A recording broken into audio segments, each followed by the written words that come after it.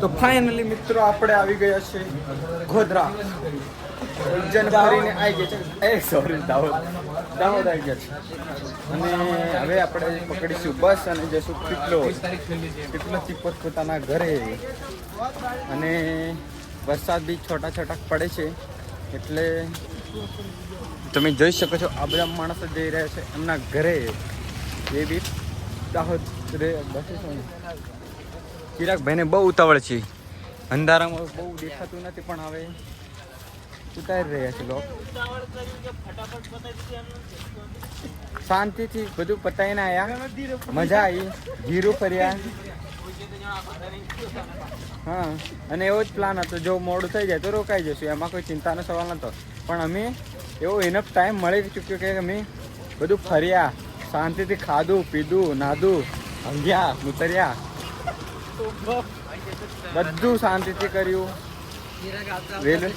રેલગાડી શાંતિથી મળે છે, સીટ બી થોડીક વાર તકલીફ પડે પણ મળે છે. ડ્રાઈવ બી શાંતિથી કરી.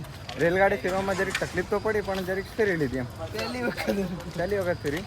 બાકી આપણે હેલિકોપ્ટરથી નીચે ઉતરતા જ નથી. અને આ બધું વધારે થઈ ગયું છે.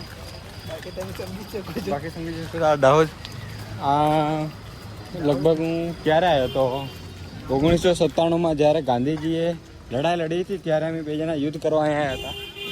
અમે વિરુદ્ધ પક્ષમાં હતા. હું પેલા બાજુ હતો, શિવાજી ઠાકોર બાજુ, ના શિવાજી મહારાજ બાજુ, અને નહેરુ બાજુ હતા. હા, અને ગાંધીજી હતો સરદાર પટેલની બેની વચ્ચે હતો.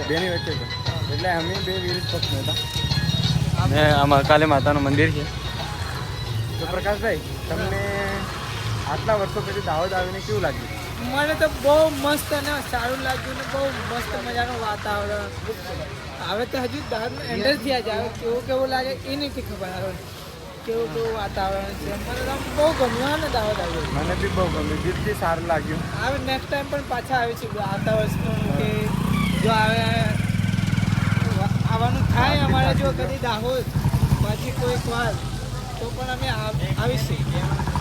અને અમને ખબર બી નથી કે દાહોદનું બસ સ્ટેશન કેટલું દૂર છે, કેમ કે આ રોજ દરરોજ આવે એવા માણસો છે. ત્યારે આ માણસ દરરોજ આવે છે, આ માણસ નહીં, આ બે નહીં. જ્યારે 1947માં અમે લડાઈ લડી ને દાહોદમાં, હા, ત્યારે અમારા બે હથિયારો છૂટી ગયા હતા. હા, એ લેવા અમે એ અત્યારો આજે છે ને પૂજા તરીકે પૂજાય છે. પૂજાય છે. લોકો એને મંદિરમાં પૂજે છે. તો આજના માટે આટલું બહુ થઈ ગયું. કાલે પછી બીજું ઉઠશે.